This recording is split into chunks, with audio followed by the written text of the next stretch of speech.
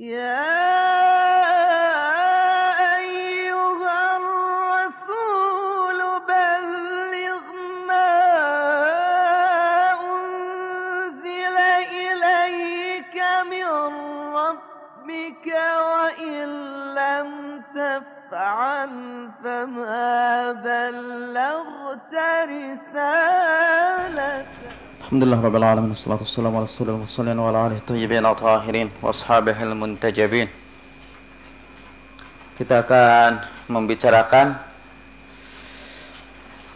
ayat Al-Quran yang menurut sebagian ulama menunjukkan ada beberapa taubat yang tidak diterima Allah Subhanahu wa ta'ala.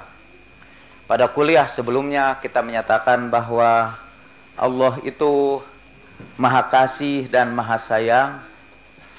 Allah itu sari'ar ridha, yang cepat ridhonya, sehingga kapanpun kita berbuat salah, Allah akan menyambut kita kalau kita kembali kepadanya dengan ridho yang lebih cepat dari murkanya. Tapi ayat ini yang akan kita bicarakan sekarang justru diartikan menegaskan adanya orang yang taubatnya tidak diterima Allah Subhanahu wa ta'ala.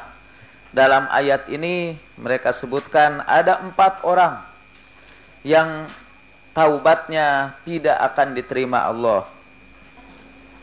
Sehingga kalau tiba-tiba kita masuk kepada kelompok orang yang taubatnya tidak diterima, kita bisa jadi mengambil sikap seperti panglimanya Harun ar-Rasyid itu, yang memutuskan sudah aja tidak perlu puasa, tidak perlu salat, toh taubat saya tidak akan diterima Allah Subhanahu wa ta'ala. Padahal kata Imam Ja'far salamullah alaih, kalau kita tidak mau bertaubat, kita sebetulnya berbuat dosa yang lebih besar lagi dari dosa-dosa yang sudah kita lakukan. Dan itu lebih seperti Panglima Harun ar-Rasyid itu, dosa dia membunuh 70 orang dari keluarga Rasulullah Shallallahu alaihi wasallam masih lebih kecil dibandingkan dengan dosanya putus asa dengan rahmat Allah Subhanahu wa ta'ala, tidak mau bertaubat.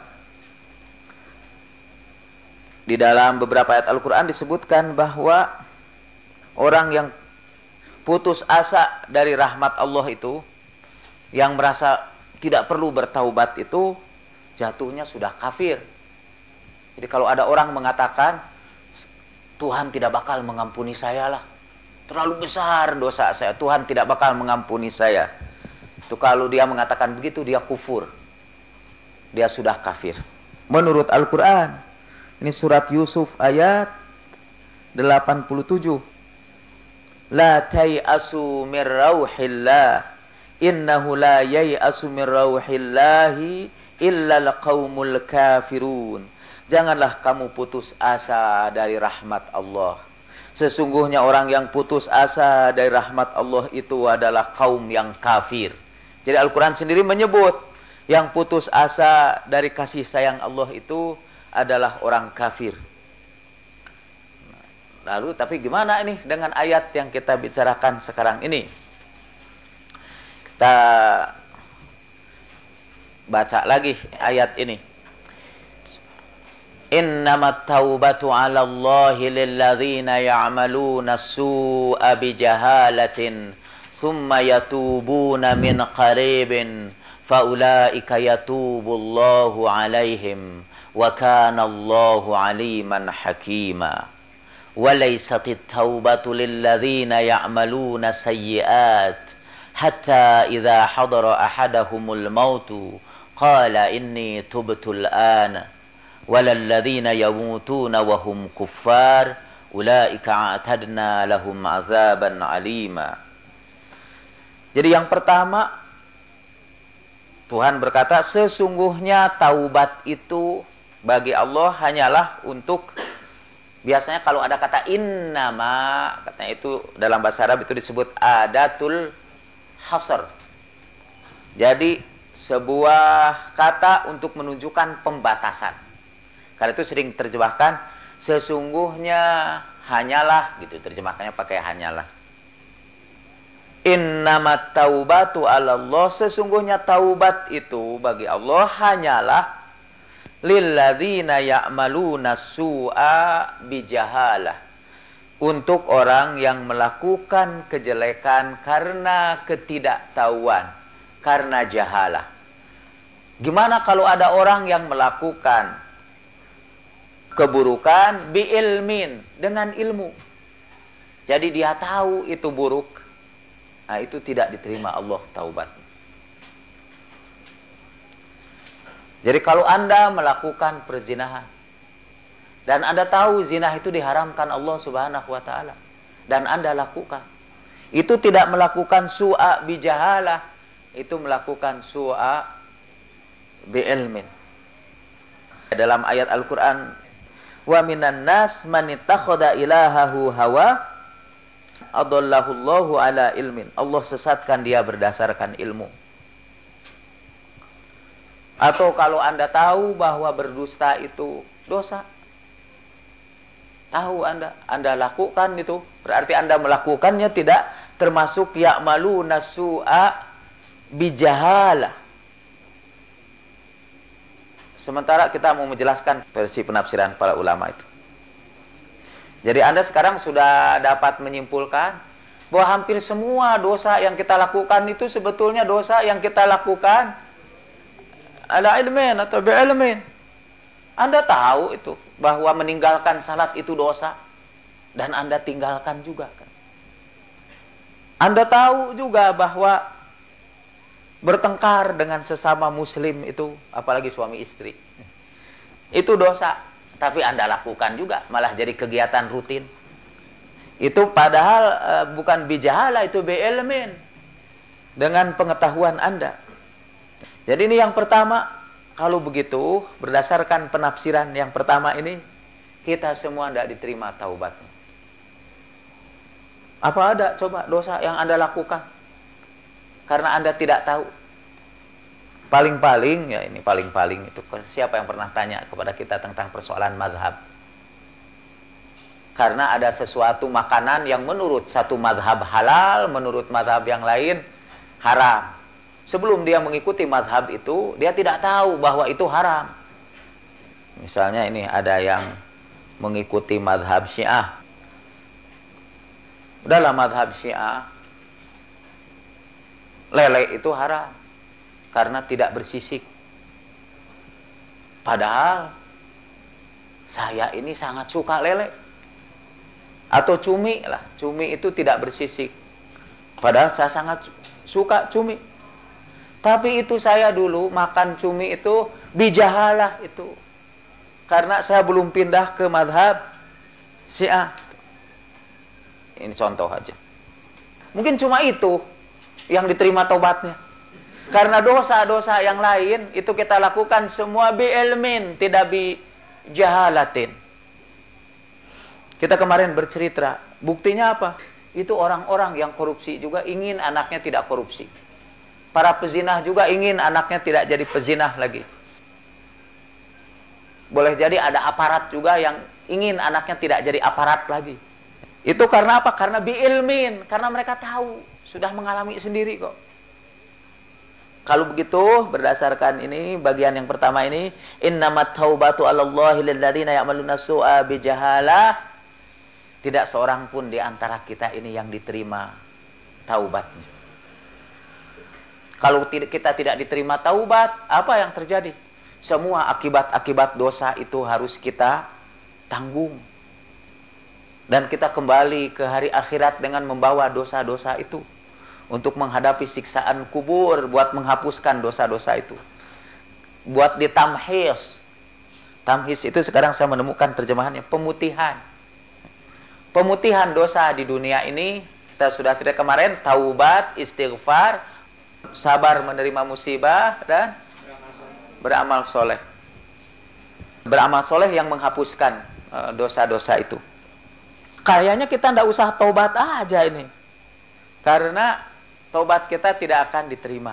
berdasarkan pengertian ini. Dan teruskan yang kedua, mudah-mudahan saya keburu ini menyelesaikannya. Sebab kalau tidak nanti Anda pulang. Summa kemudian yatubuna min qaribin. Kemudian dia bertaubat min qaribin dengan segera. Fauran kalau bahasa Arab. Min qaribin ay fauran. Immediately, promptly, without delay.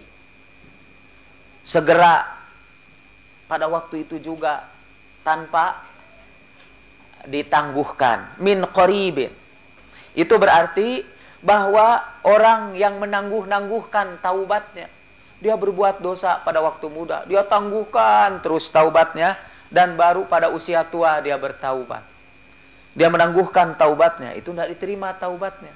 Karena di sini disebutkan yatubuna min qaribin.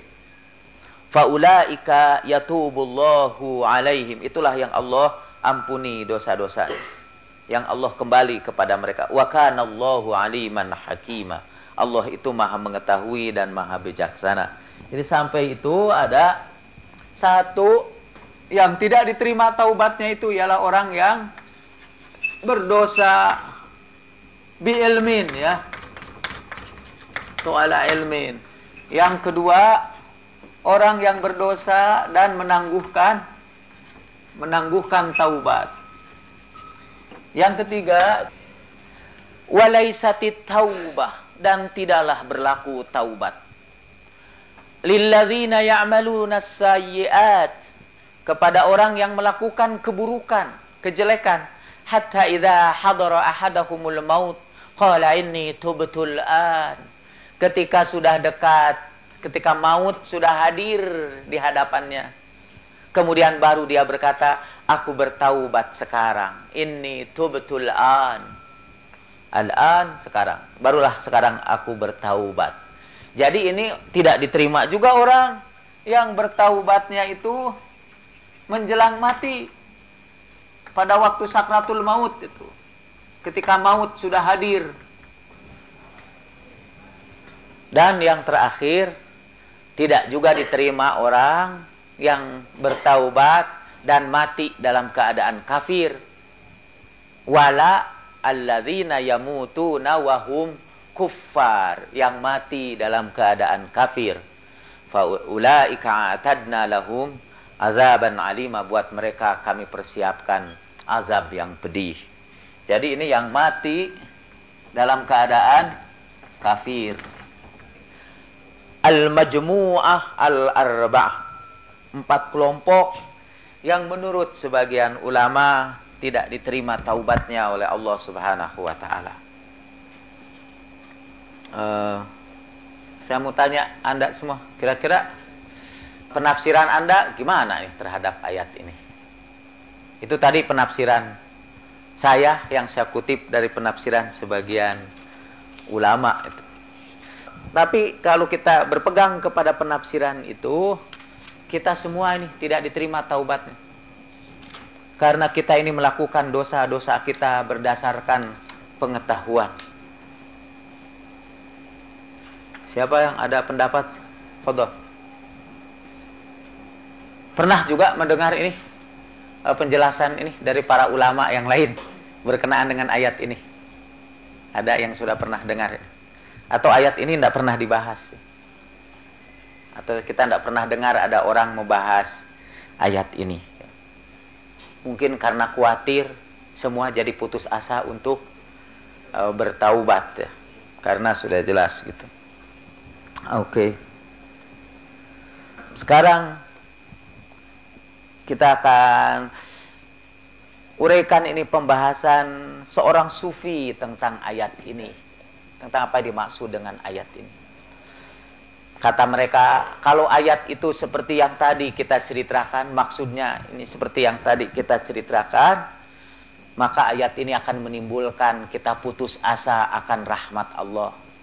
Dan kalau kita putus asa pada rahmat Allah, kita menurut Al-Quran akan menjadi kafir.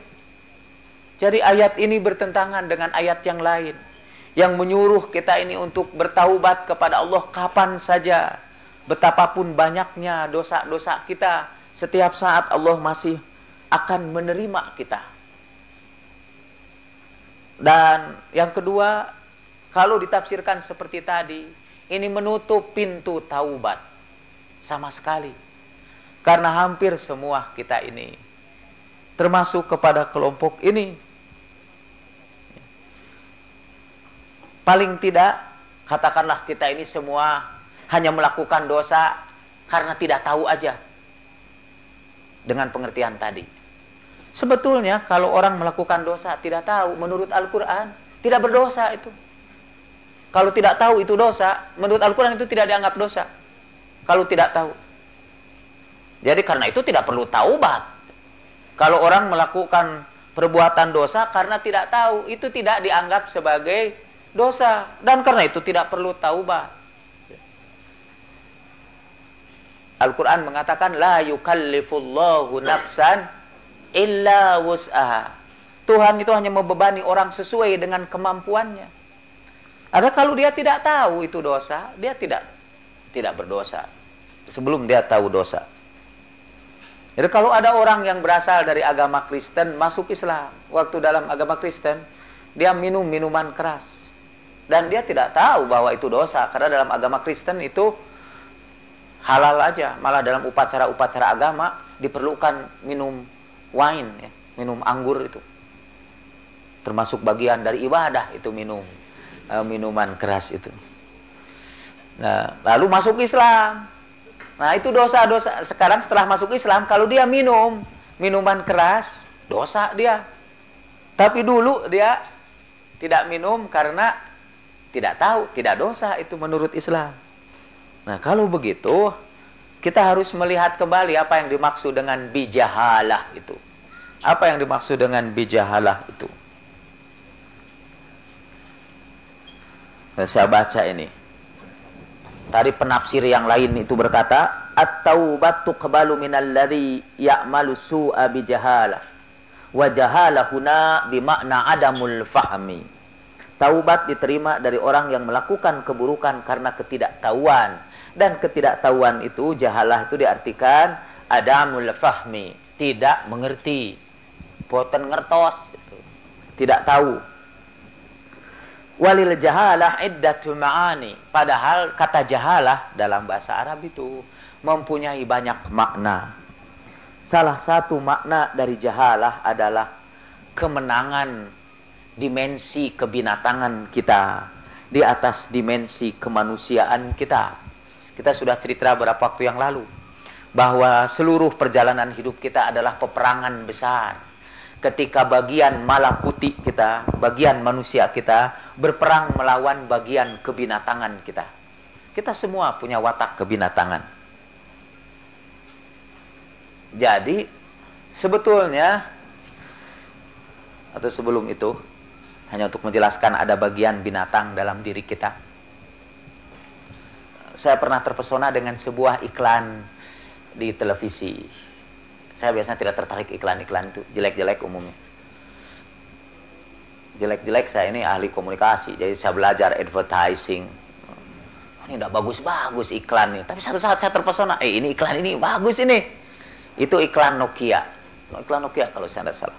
Jadi di situ diperlihatkan para tokoh dunia sampai Madame Albright yang sedang main layang-layang. Terus tokoh-tokoh dunia yang berlaku kekanak-kanakan. Kemudian di ujungnya dia tulis, pada diri kita semua ada sifat kekanak-kanakan. Saya sebetulnya ingin juga bikin video klip seperti itu. Saya gambarkan di situ aparat yang memukuli mahasiswa. Kemudian saya gambarkan juga orang tua ya, yang menghardik anak-anak atau anak-anak sekolah yang sedang tawuran. Di ujung saya tulis, pada diri kita ada sifat kebinatangan. Nah, itu sifat kebinatangan dalam diri kita itu kita sebut al-janib al-bahimi. Satu segi kebinatangan di dalam diri kita. Tapi sebetulnya juga kita bisa bikin video klip lainnya tentang manusia itu. Kita bisa lihat seorang ibu yang memeluk anaknya, melindunginya dari panas matahari. Kita juga perlihatkan ada seorang anak kecil yang membimbing orang tua yang buta menyeberang jalan. Atau kita perlihatkan juga orang yang membagi-bagikan makanan kepada fakir miskin.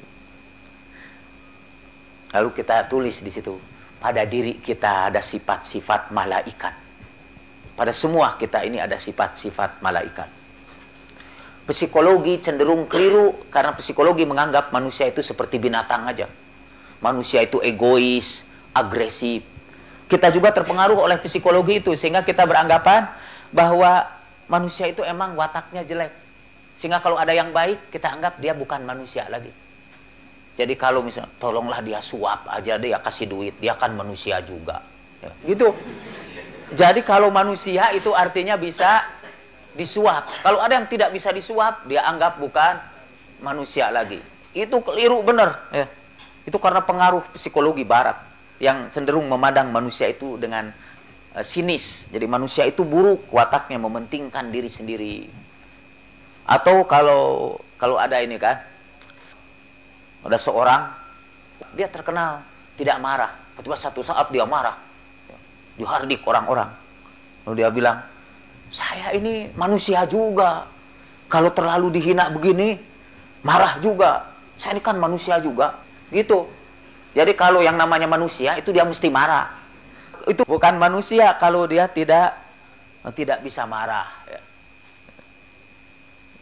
Nah, sebetulnya kalau dia marah, yang tampak itu sebetulnya bukan sifat manusianya, binatang. Mestinya dia ngomong, saya ini binatang juga sebetulnya ini. Ya.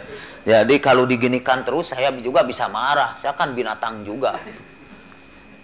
Kita sering mengatakan ada orang segala hal soleh, tapi kemudian ada juga sifat buruknya itu. Ya karena dia manusia juga sih. Jadi pasti jugalah ada salahnya. Jadi kalau ada salahnya itu manusia itu. Kalau dia tidak pernah bersalah itu bukan manusia. Karena itu ada sebagian orang meragukan Nabi itu tidak pernah bersalah. Nabi juga manusia juga. Qul innama ana basyarun mithlukum. Basyar itu apa artinya katanya? Yaitu berbuat salah. Itu keliru.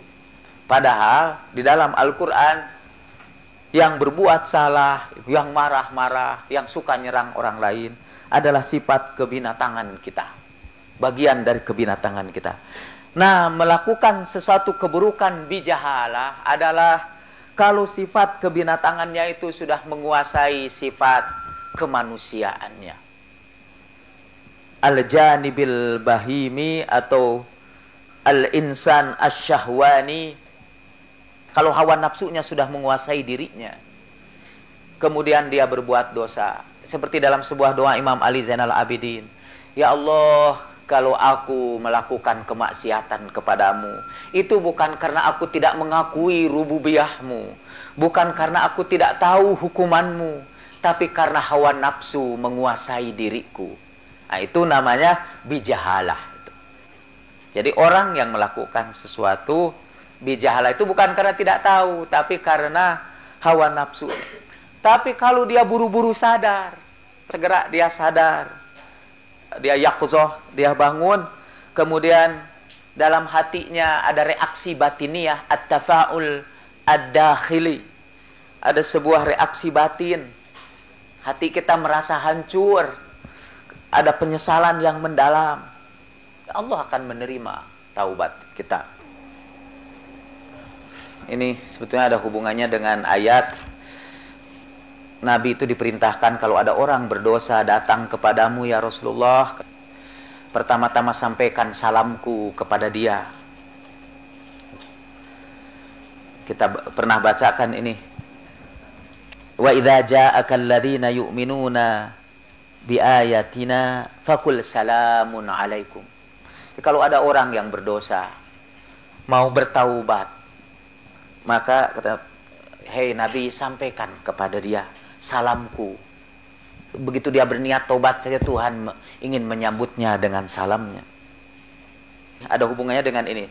Man amila minkum su'an bijahalah. Ini ada kalimat yang sama. Fakul salamun alaikum kataba rabbukum ala nafsihi rahmah.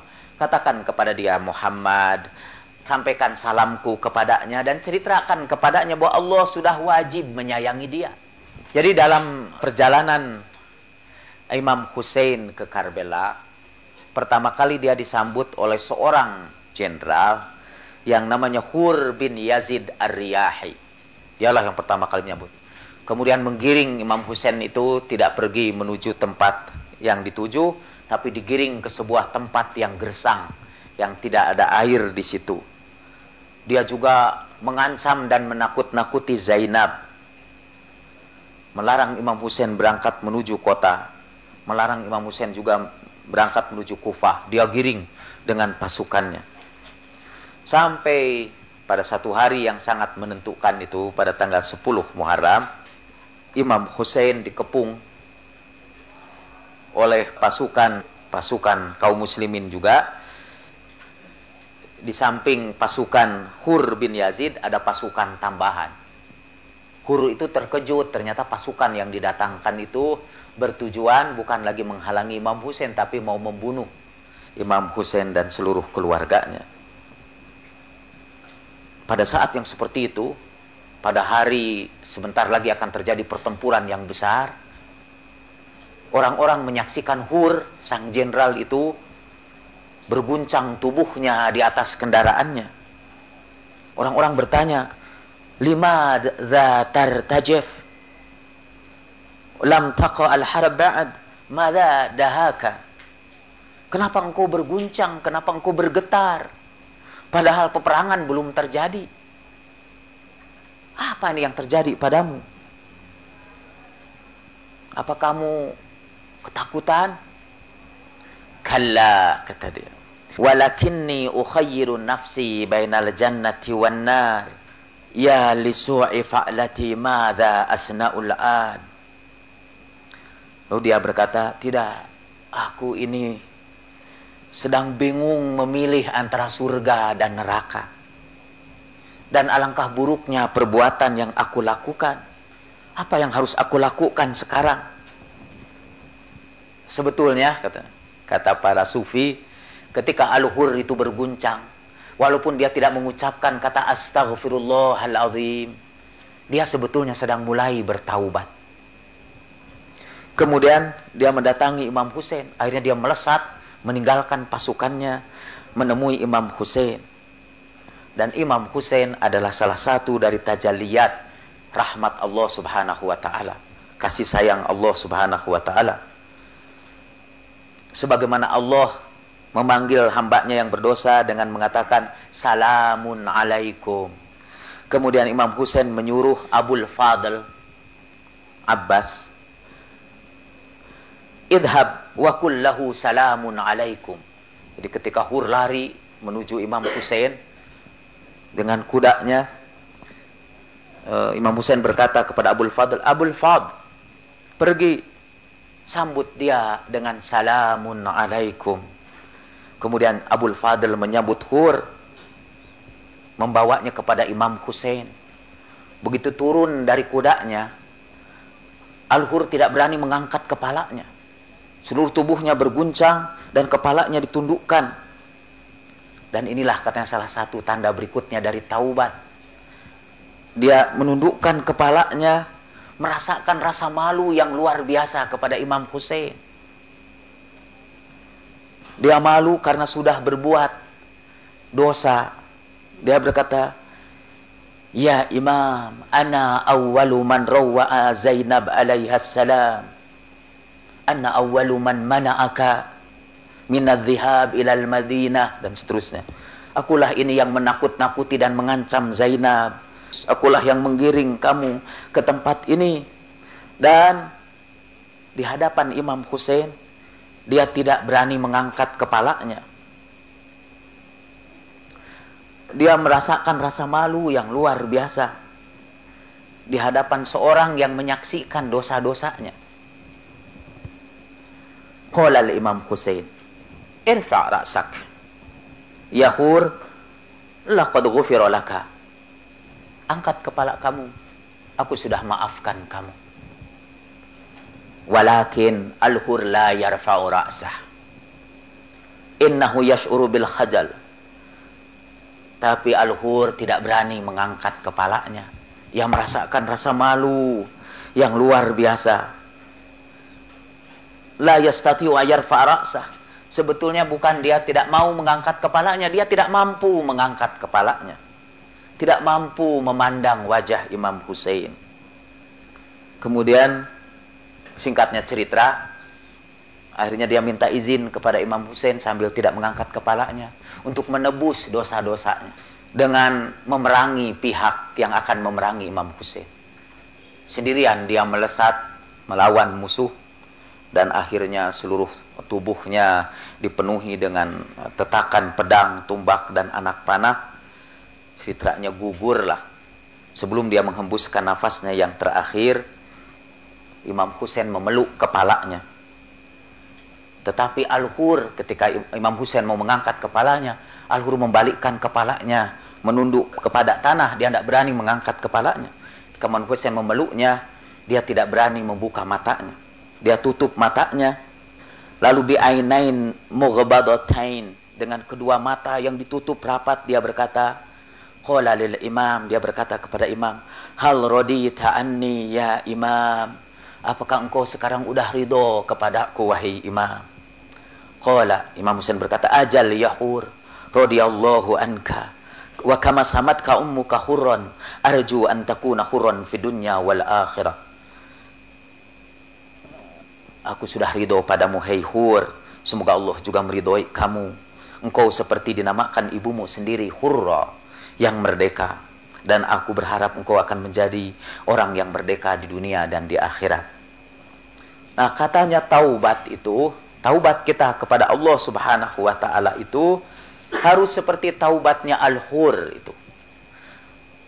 Dia melakukan perbuatan dosanya itu karena hawa nafsunya menguasainya. Dulu dunia, kepentingan dunia menguasai dia. Tapi kemudian dia memilih akhirat. Dan ketika dia bertaubat, ini taubat kepada manusia juga.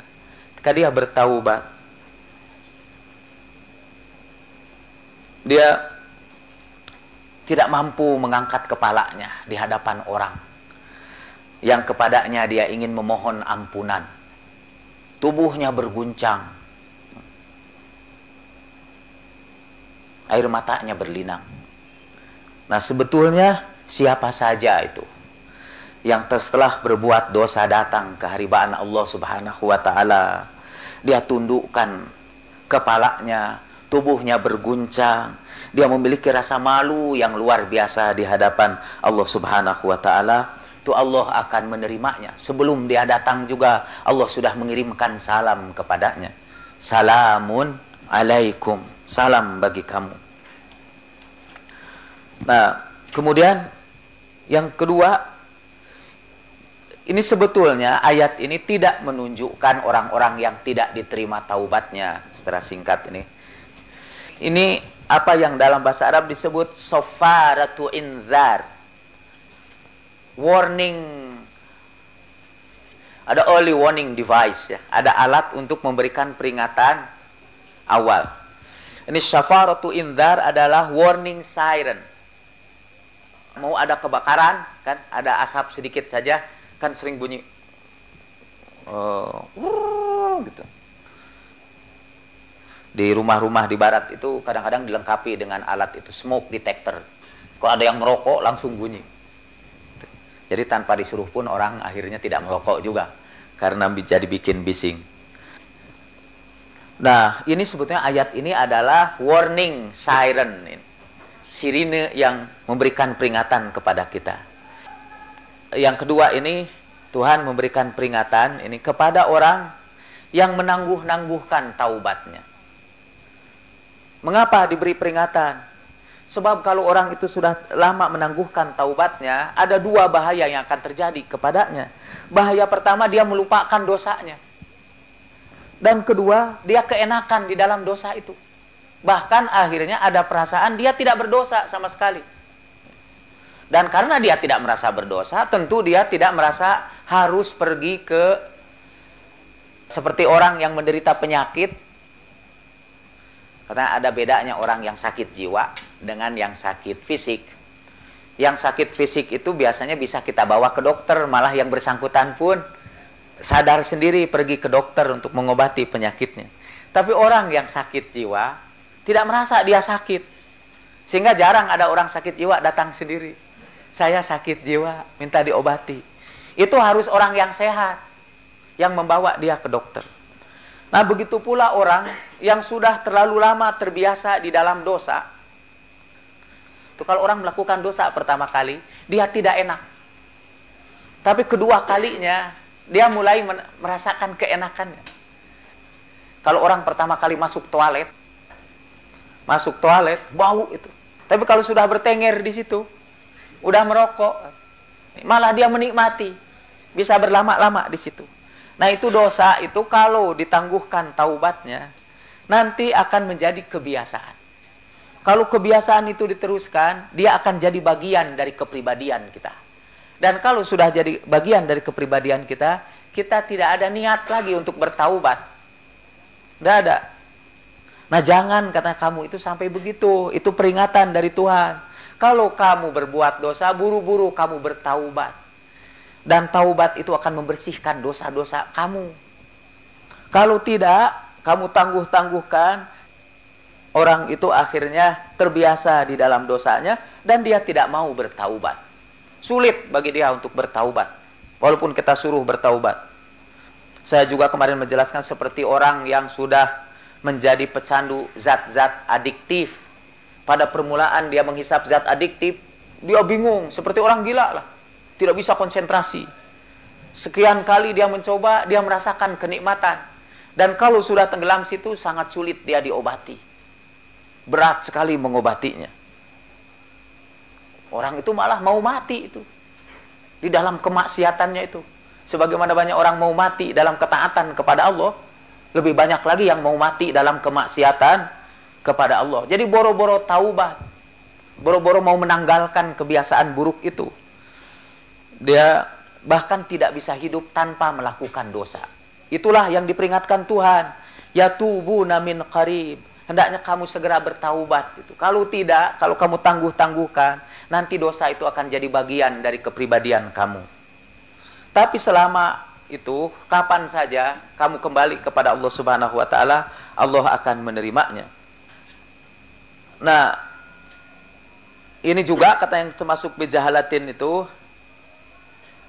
orang yang berdosa dengan ilmu itu, yang tadi kita sebutkan salah satu penafsirannya, itu maksudnya adalah orang yang berbuat dosa, kemudian dia mencarikan pembenaran kepada dosa-dosanya. Orang berbuat dosa, kemudian mencari pembenaran kepada dosa-dosanya. Sehingga dia tidak merasa perlu untuk bertaubat.